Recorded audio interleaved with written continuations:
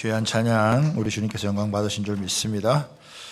오늘은 부활하신 예수님을 만나면 부어지는 은혜라고 하는 제목으로 우리 하나님 말씀을 나누도록 하겠습니다. 옆 사람하고 우리 인사하겠습니다. 예수님께서 당신을 위해 부활하셨습니다. 이렇게 한번 인사하겠습니다. 또 한번 인사할까요? 예수님 지금 우리와 함께 하십니다. 1885년 4월 5일 그날도 오늘처럼 주일이었는데요, 언더우드 선교사와 우리 아펜젤러 선교사가 한반도에 첫 발을 내디딘 날입니다.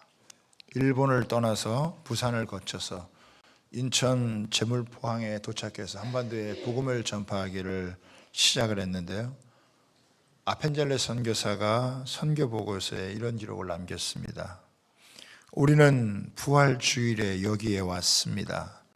이날에 죽음의 철장을 부수신 주님께서 이 백성을 얽매고 있는 줄을 끊으시고 그들로 하나님의 자녀가 얻는 빛과 자유를 얻게 하소서.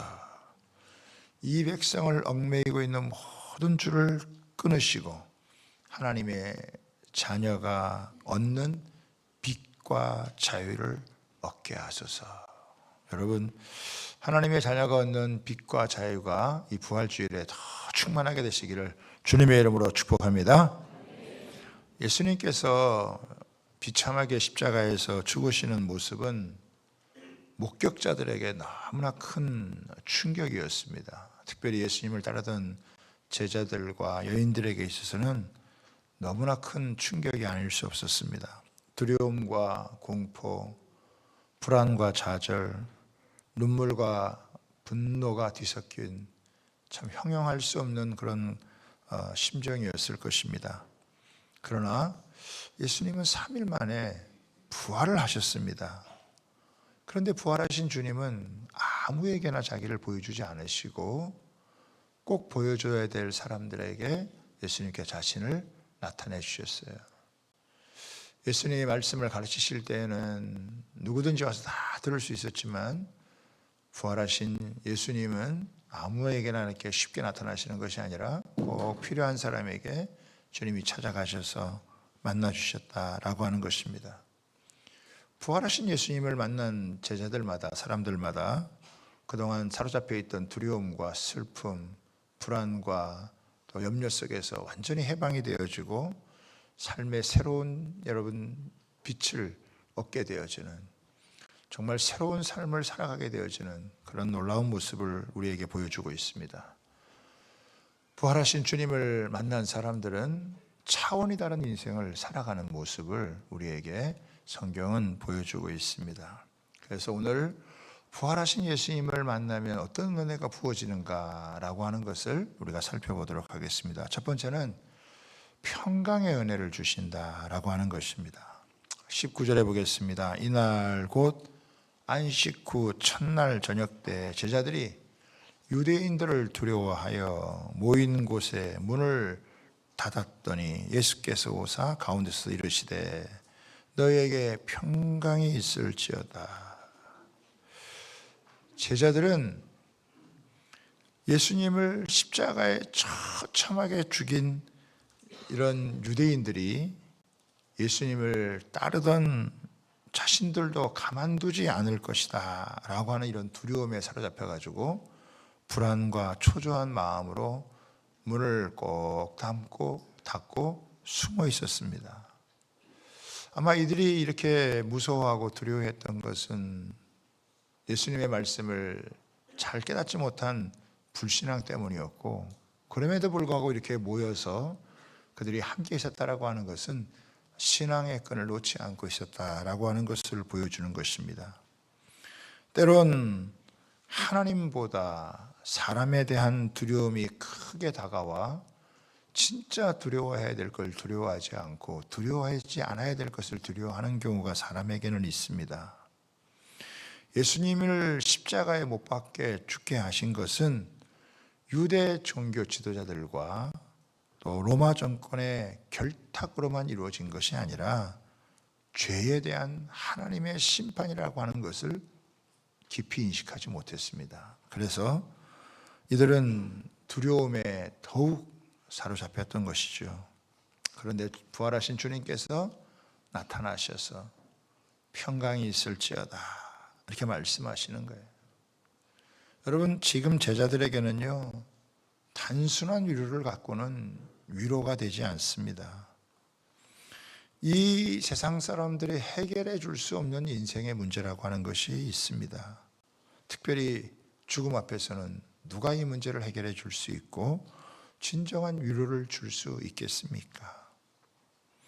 그런데 이 죽음을 이기시고 사망 권세를 깨뜨리신 예수님, 부활하신 주님께서 자기들 앞에 나타나셔서 평강이 있을지어다 라고 이렇게 선포를 하시는 것입니다. 주님이 주시는 평강은 그냥 평안이 아닙니다. 우리가 이걸 좀 더 덧붙이면 이건 절대 평강이다 라고 할 수가 있는 거예요.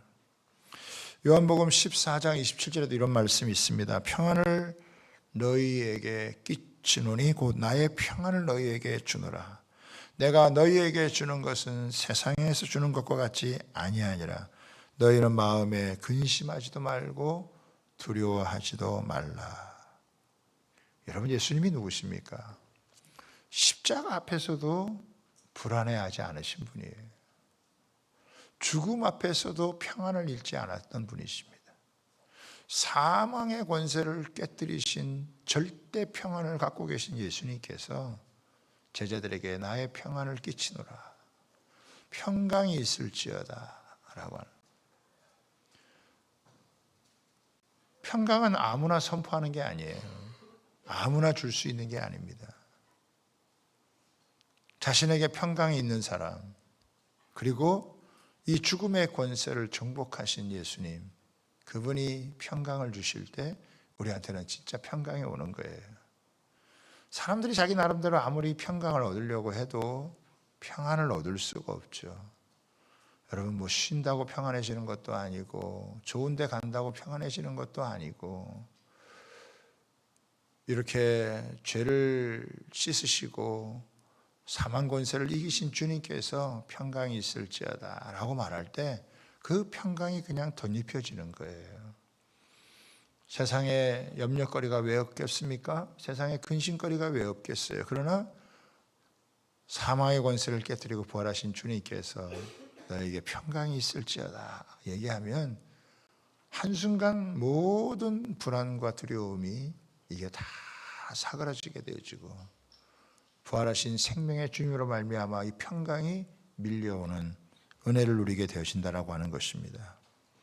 그분의 입에서 평안이 선포되어질 때 제자들에게 그대로 그 평안이 여러분 누려지는 것입니다. 요한복음 16장 33절에도 이런 말씀이 있어요. 이것을 너희에게 이루는 것은 너희로 내 안에서 평안을 누리게 하려 함이라. 세상에서는 너희가 환난을 당하나 담대하라. 내가 세상을 이겼노라. 그렇죠. 문제가 없어서 평안한 게 아니에요. 근심 걱정거리가 없어서 평안한 게 아닙니다. 세상에서 환난을 당하지만 주님이 주시는 이 평강이 환난을 이기고 다가오는 삶의 문제를 이기면서 어느 누구도 빼앗아갈 수 없는 평강이 여러분 부활하신 예수님을 만난 사람에게는 임하는 것입니다. 불안한 세상, 두려움이 많은 세상에서 우리가 평안을 누릴 수 있는 오직 유일한 한 길은 부활하신 예수님 만나는 거예요. 부활하신 예수님을 만날 때 그 주님이 주시는 이 평강은 여러분 세상에서 줄 수 없는 평강이요, 우리에게는 절대적인 평강이 되어진다라고 하는 것입니다. 세상은요 갈수록 불안해져 가요. 우리 사회를 지금 피로 사회를 넘어서 불안 사회다라고 지금 이렇게 이야기를 하고 있습니다. 갈수록 약을 복용하는 사람들이 많아져 가고 있고, 공황장애에 시달리는 사람들도 많고, 이 세상이 주는 압력과 압박 때문에 또 자신의 연약함과 한계 때문에 평강을 누리지 못하는 사람들이 너무 많다는 거죠. 그러나 부활하신 주님이 우리에게 주시는 첫 번째 귀한 축복이 뭐냐? 은혜가 뭐냐? 평강이라고 하는 거예요. 세상이 줄 수 없는 평강, 하늘의 평강을 우리에게 끼쳐주시는 거예요. 그 주님의 평강이 있을지어다. 이 한마디 속에 여러분 모든 불안과 두려움이 사라지고 주님이 살아계셔서 함께 하시는 그 은혜 때문에 세상에서 누릴 수 없는 평강을 누리게 되어진다라고 하는 것입니다. 우리 주양교회 모든 성도들에게도 이 은혜가 있게 되기를 주님의 이름으로 축복합니다. 세상이 아무리 두렵게 해도, 세상이 아무리 우리에게 불안을 초래하는 일이 많이 생긴다 할지라도 보장된 미래를 가진 자에게는 주님의 평강이 있을 수밖에 없다는 것을 다시 한번 우리가 여러분 느낄 수 있는, 또 경험할 수 있는 귀한 시간이 되기를 원합니다. 두 번째, 삶의 목적, 사명을 갖고 살아가도록 하신다라고 하는 것입니다. 여러분 21절을 한번 보시기 바랍니다. 예수께서 또 이르시되 너희에게 평강이 있을지어다. 아버지께서 나를 보내신 것 같이 나도 너희를 보내노라. 그렇죠. 여러분, 예수님은 이 세상에 아버지의 보내심을 받아서 가난한 자들을 찾아다니면서 복음을 전하셨어요. 병든 자들을 고쳐주시고 귀신에게 눌려있는 자들을 주님께서 자유케 해주시고 또 상한 심령을 위로하시고 하나님께서 그들을 온전하게 해주셨다라고 하는 것이죠. 예수님은 언제나 사람들을 살려주셨어요. 그동안 제자들은 부름을 받은 자였지만은 보냄받은 자들은 아니었습니다. 그러나 이제 이 사망 권세를 깨뜨리고 부활하신 주님은 제자들에게 분명하게 얘기를 하시는 거예요. 아버지께서 나를 보내신 것처럼 나도 너희들을 보낸다. 내가 너희들에게 한 것처럼 너희들도 세상 가운데 그렇게 하고 살아라 라고 이렇게 이야기를 하시는 거죠. 예수님이 하셨던 그 일, 예수님이 하셨던 그 일을 제자들에게 하라는 거예요. 제자들은 그동안 계속 예수님이 하셨던 일을, 예수님이 하신 일들을 보면서 그것을 여러분 배워온 거예요. 그러다가 이제 너희가 직접 가서 내가 했던 일들을 하라라고 이렇게 예수님 말씀하시는 거죠. 제자들을 향한 예수님의 기대는요, 참으로 놀라운 것이었습니다. 요한복음 14장 12절에서부터 우리 14절까지인데요. 같이 한번 읽어볼까요? 시작. 내가 진실로 진실로 너희에게 이르노니 나를 믿는 자는 내가 하는 일을 그도 할 것이요 또한 그보다 큰 일도 하리니 이는 내가 아버지께로 감이라. 너희가 내 이름으로 무엇을 구하든지 내가 행하리니 이는 아버지로 하여금 아들로 말미암아 영광을 받으시게 하려 함이라. 내 이름으로 무엇이든지 내게 구하면 내가 행하리라. 아멘. 그러니까 예수님께서 제자들을 왜 불렀느냐? 예수님께서 하셨던 일을 하게 하는 사람들이 되게 하려고 예수님이 불러주신 거예요. 예수님이 뭘 하셨나요? 가르치고 전파하고 치료하신 거예요. 사람 살리는 일을 하신 거예요. 사람 세우는 일을 하신 거예요. 그리고 예수님은 어떻게 해요? 그 제자들 향해서 내가 한 것보다 너희들이 더 큰 일을 하게 될 것이다. 여러분, 우리가 어떻게 예수님보다 더 큰 일을 하겠어요? 그런데 예수님이 우리를 향한 기대다 이거예요. 내가 너희들을 위해서 죽어주었고 내가 하늘 보좌에서 성령을 너희에게 보내주니까 너희는 내가 했던 것보다 더 큰 일을 할 것이다. 이게 우리를 향한 예수님의 여러분 기대다라고 하는 거예요. 그러니까 주님의 부르심이 너무 놀라운 부르심이에요. 너무 영광스러운 부르심이라 이거예요.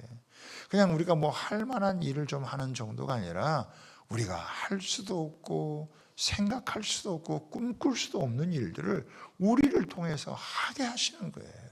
이게 주님의 영광스러운 부르심이라 이게. 내가 할 수 없는 일을 나를 통해서 여러분 하나님께서 하신다라고 하니까 이 부름이야말로 얼마나 위대한 부름이겠어요. 내가 하던 일을, 내가 한 일을 너희들도 하게 되어질 것이다. 참 이거 기가 막힌 이야기죠. 그것보다 더 큰 일도 너희가 하라고 하는 거니까 이 제자들을 향한 이 주님의 뜻이 얼마나 참 대단하고 놀라운 것인지 우리가 여러분 보게 되었습니다. 우리 옆 사람하고도 한번 인사할까요? 하나님은 당신이 할 수 없는 일을 당신을 통해 하기 위해 당신을 부르셨습니다. 정말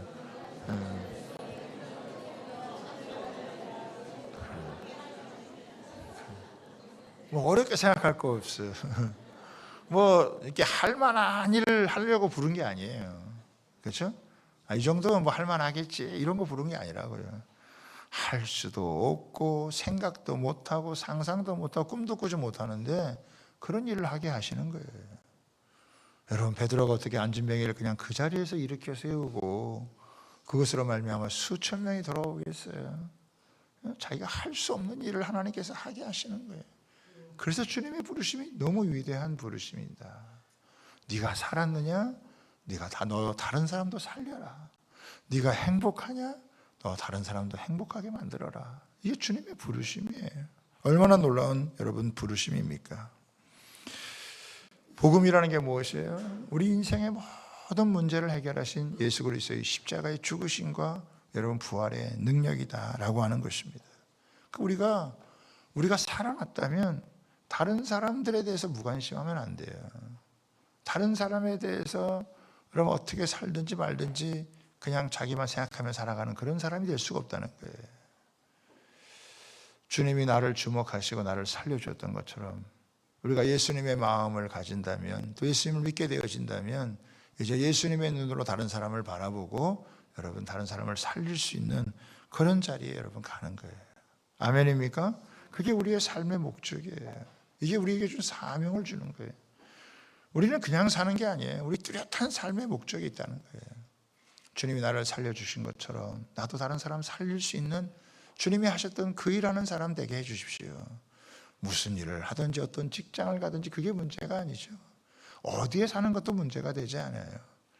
내가 살아난 것처럼 우리가 이제 복음으로 말미암아 다른 사람을 살려나가는 여러분 그 일을 주님은 우리에게 맡기시는 거예요.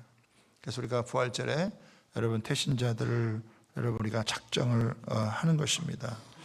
여러분 주보에 보시면 여러분 태신자 작정 카드가 있으시죠? 우리 해마다 이렇게 작정을 합니다. 작년에도 했고 올해도 했고 내년에도 할 거고 우리 교회가 존속하는 날 계속 할 거란 말이죠. 우리 주변에 있는 아직도 예수 믿지 않고 또 주님 없이 살아가는 예수를 믿어도 주님을 인격적으로 만나지 못한 그 영혼들을 적어놓고 그 영혼들을 위해서 기도하고 그리고 그들을 여러분 섬기면서 그들이 주님 앞에 나오도록 주님을 만날 수 있도록 우리가 할 수만 있으면 모든 것을 동원해 가지고 그들에게 복음을 여러분 전하는 것입니다. 인간은 죄인일 수밖에 없고 여러분 죄인은 이 세상에서 신음하며 살아갈 수밖에 없습니다. 겉으로 보기에는 잘 사는 것처럼 보이죠.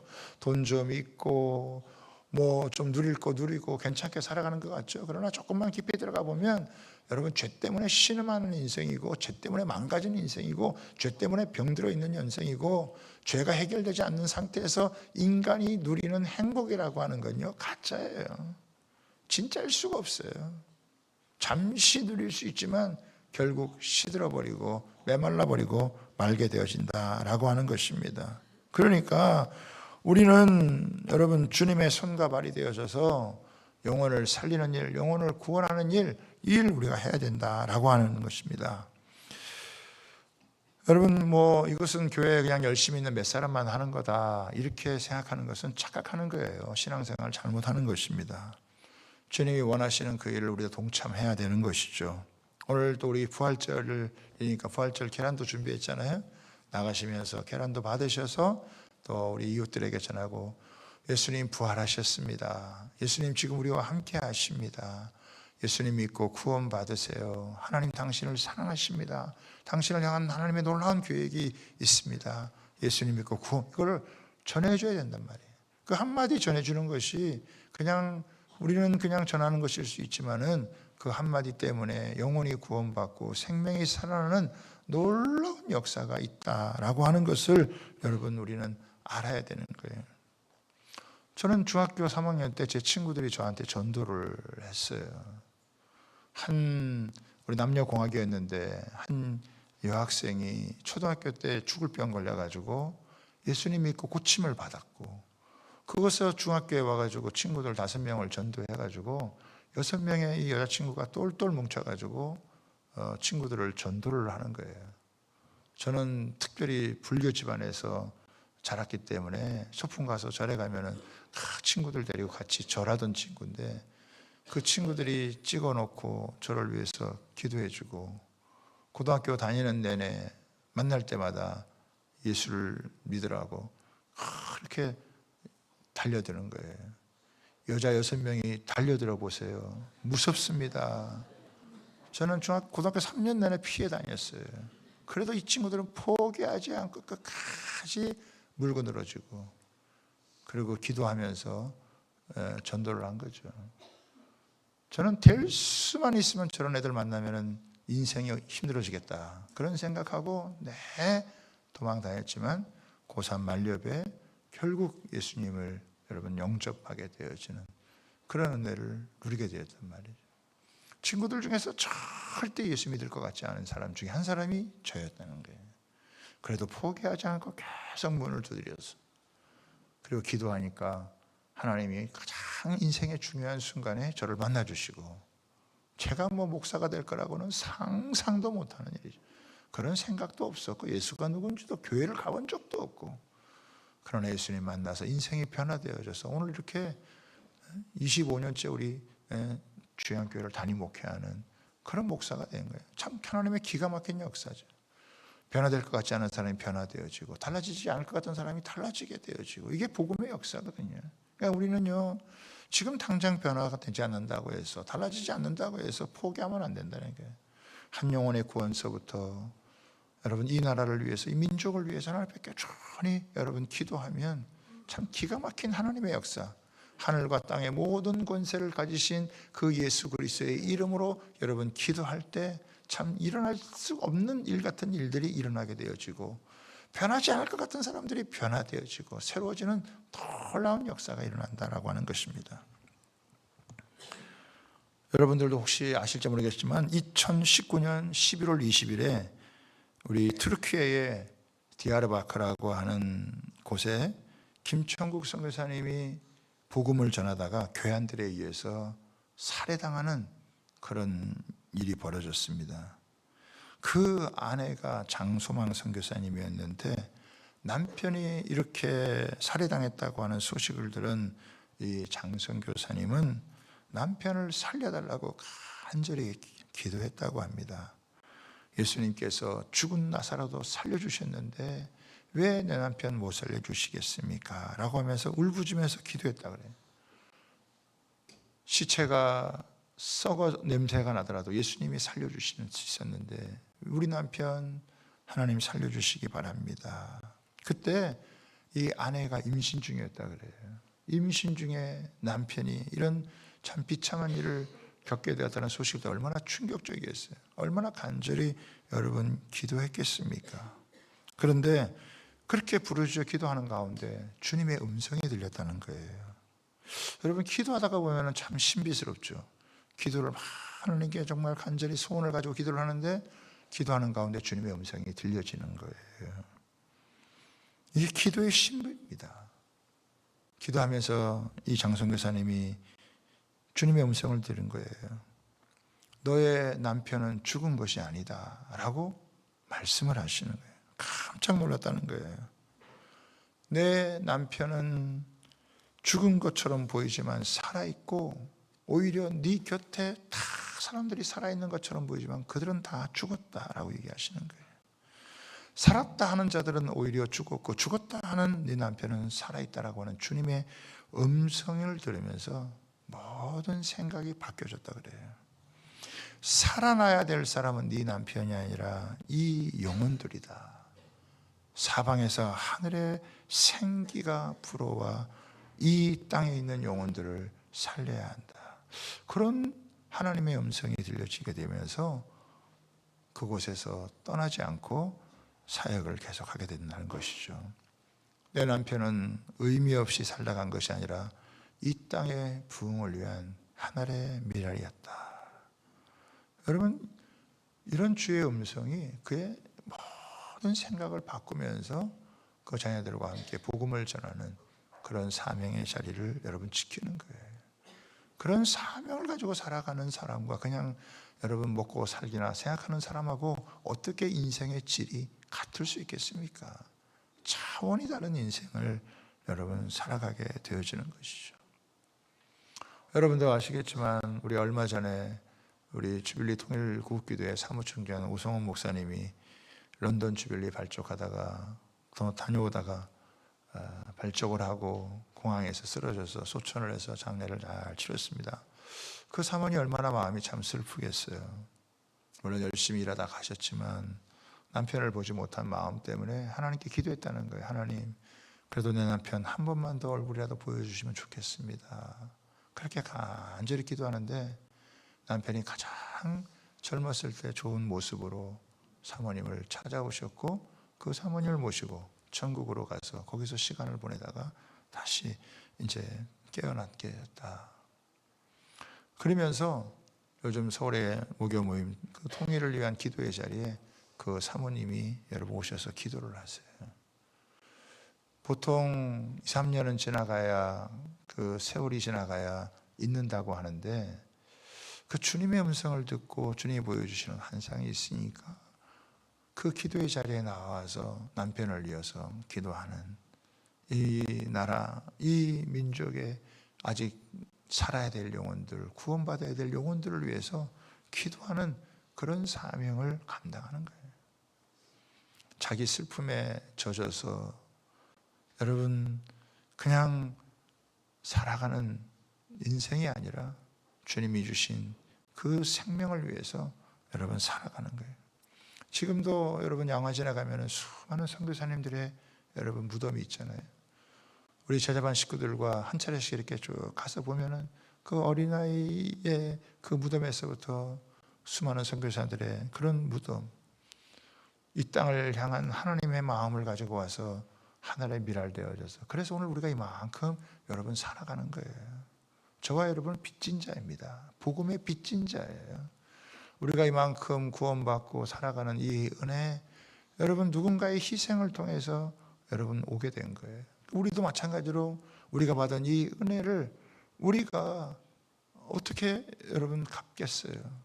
예수님에게는 갚을 수 없는 빚이지만은 또 이미 순교하신 분들에게 갚을 수 없는 것이지만 우리가 받은 이 복음을 전해주는 거, 나누는 거, 여러분 이것을 계속해서 주님 오실 때까지 감당하는 게 우리의 삶의 뚜렷한 목표가 되어지는 것이고 이것이 우리의 사명이 되어야 될 줄 여러분 믿습니다.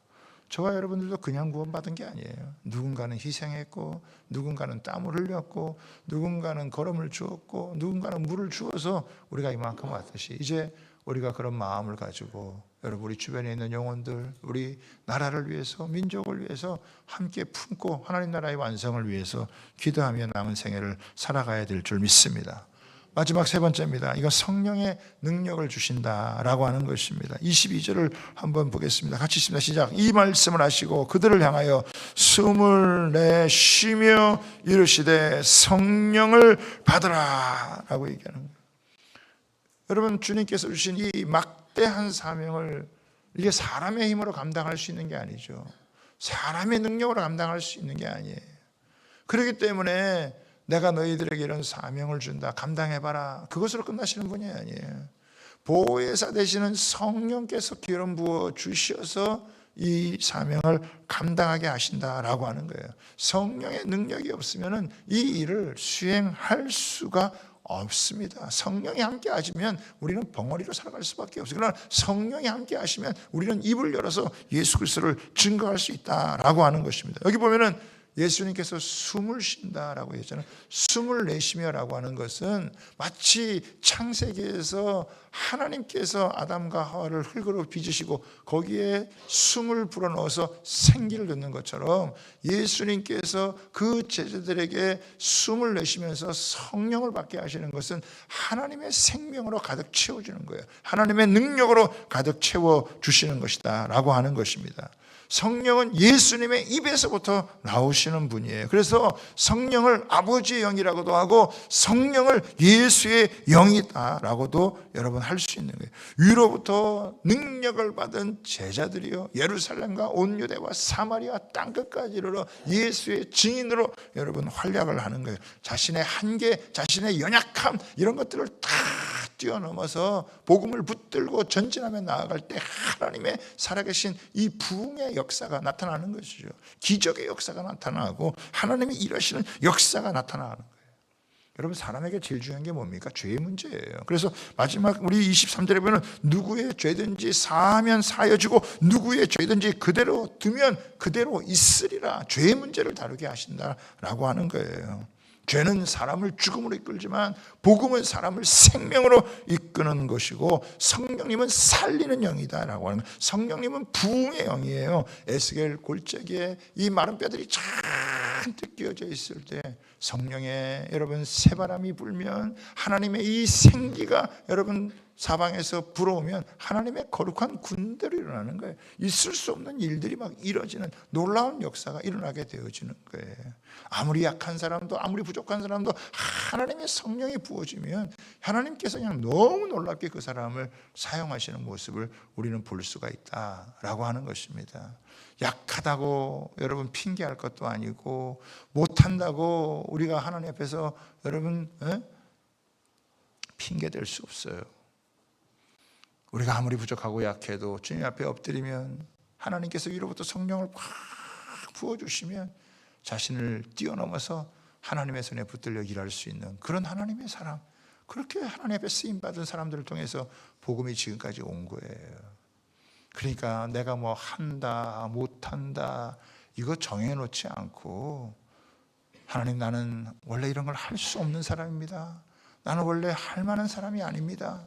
그러나 하나님께서 그 주의 영을 부어주시면요 너무 놀라운 일들을 여러분 감당하는 하나님의 사람들로 쓰임을 받는 거예요. 그래서 우리가 성령 충만을 구하는 거예요. 성령이 없으면 우리는 아무것도 아닌, 그러나 성령이 부어지면 하나님께서 그냥 이 에나골의 샘물 막 터지듯이 우리에게 막 생수의 영으로 함께 하시면 우리 속에서부터 그냥 새로운 힘과 능력이 부어지게 되어지고 하나님의 일하시는 역사에 동참하게 되어지는 줄 여러분 믿으시기를 바랍니다. 그러니까 이런 참 부활하신 주님께서 우리에게 성령을 주시지 않으면 우리가 무슨 능력으로 무슨 힘으로 이런 일을 감당하겠습니까마는, 그러나 부활하신 주님이 그 제자들을 향하여서 성령 부어주듯이 우리도 여러분 예수의 이름을 붙들고 기도하면 성령이 우리 가운데 강력하게 역사하셔서 실패자에게 주시는 하나님의 선물, 이 성령께서 우리를 다시 살리시고 다시 일깨워 세우시고 다시 도전하게 하시고 우리 마지막 인생의 마지막 날까지 빛나게 살아갈 수 있는 하나님의 사람으로 만들어주시는 줄 믿습니다. 성령이 마시면요 예수님의 그 부활의 그 은혜가요 우리의 삶 속에서 경험되어지는 역사가 일어난다는 거예요. 내 자신이 부활이 돼요. 내 자신 속에서 부흥이 일어나게 돼요. 우리 가정이 살아나요. 교회가 부흥됩니다. 이 여러분 죽어있는 영혼들을 살리는 그런 일들을 감당하는 하나님의 사람들이 되어질 줄 믿습니다. 우리는요 세상 사람들과 동일하게 뭐 걱정하고 염려하고 두려워하고 이렇게 여러분 살아갈 필요가 없어요. 더 이상 눈물을 흘리며 살아가지 않아도 된다고 하는 것입니다. 성령이 우리 가운데 강력하게 역사하시기를 늘 가난한 마음으로 주님 앞에 엎드리면 주님이 부으시고 또 부으시고 은혜를 주시고 또 부어주셔서 우리의 한계와 연약함을 계속해서 돌파해 나아가면서 예루살렘, 온 유대, 사마리아 땅끝까지 이르러 증인이 되어지는 삶, 내가 되겠다라고 해서 되는 게 아니라 그냥 저절로 되어지는 그런 삶을 살아가도록 성령께서 우리를 만들어주시는 줄 믿습니다. 자기 힘으로 하려고 하는 사람은 중간에 다 포기하고 넘어져요. 그러나 성령이 우리 가운데 역사하셔서 성령이 이끌어 가시는 삶은요 끊임없이 마지막까지 완주하며 달려가게 되어지는 줄 믿습니다. 그래서 자신의 약함을 아는 사람, 나는 내 힘으로는 도저히 안 된다, 내 능력으로는 도저히 불가능하다, 그거를 인식하는 사람들은 하나님 앞에 엎드리고 기도하면 주의 영이 부어지고 주의 영이 부어지면 할 수 없는 일을 하게 되어지고 이룰 수 없는 일을 이루게 되어지는 이런 놀라운 역사들이 나타나게 돼요. 그래서 그 다음에 이어지는 건 이제 사도행전의 역사가 펼쳐지는 거잖아요. 그죠? 이제 주님의 제자들이 온 세상 가운데 하나님의 역사를 펼치는 주인공으로 이제 21세기는 우리에게 맡겨준 거예요. 지난 세기 동안 수많은 하나님의 사람들이 성경을 통해서 기독교의 역사를 통해 우리에게 보여준, 지금은 이제 하나님이 저와 여러분을 불러주신 거예요. 옆 사람하고 한번 인사하겠습니다. 하나님은 지금은 당신을 부르셨습니다. 이렇게 한번 인사하겠습니다. 또 한번 인사할까요? 뭐 하고 계십니까? 뭐 하고 계십니까? 뭐 하고 사십니까? 그래요. 영적인 사팔이 되어가지고 엉뚱한 것 보고 살아가지 말고 주님께 영적인 초점을 맞추어서 여러분 달려갈 수 있는 은혜가 있게 되기를 바랍니다. 여러분, 벚꽃과 매화는 좀 다르다 그러죠. 벚꽃은요, 아무리 화려하게 펴도 비 한 번 내리고 바람만 불면 싹 없어져요. 매화는 비가 내리고 바람이 불어도요, 그 꽃이 쉽게 사라지지 않습니다. 예수의 이름을 붙들고 성령의 은혜 가운데 살아가는 사람은 이 세상의 고난과 시련이 찾아와도 거기에 쉽게 굴하지 아니하고 하나님이 주신 능력으로 세상을 거르스리며 하나님의 뜻을 이루는데 쓰임받는 저와 여러분 되어질 줄 믿습니다. 우리가 그런 은혜를 구하는 거예요. 부활하신 주님 내 안에 살아계셔서 오늘도 죽음의 권세를 이기신 그 권능의 주님이 내 안에 살아계셔서 어떤 상황 가운데서도 굴하지 아니하고 좌절하지 아니하고 절망하지 아니하고 자만하지도 않으면서 주님이 나와 함께 하시는 그 인도하심을 쫓아 나가겠다라고 하는 그 믿음 가지고 나아가면요, 하나님께서 올 한 해에도 여러분 26년 한 해도요 우리 인생의 최고의 한 해가 되게 하실 것이고 26년 한 해에도 하나님께서 우리를 통해 기가 막힌 하나님의 역사를 펼쳐가시는 귀한 일들이 일어나게 되어질 줄 믿습니다. 그런 은혜를 구하며 믿음 안에 살아갈 수 있는 그런 주의 백성들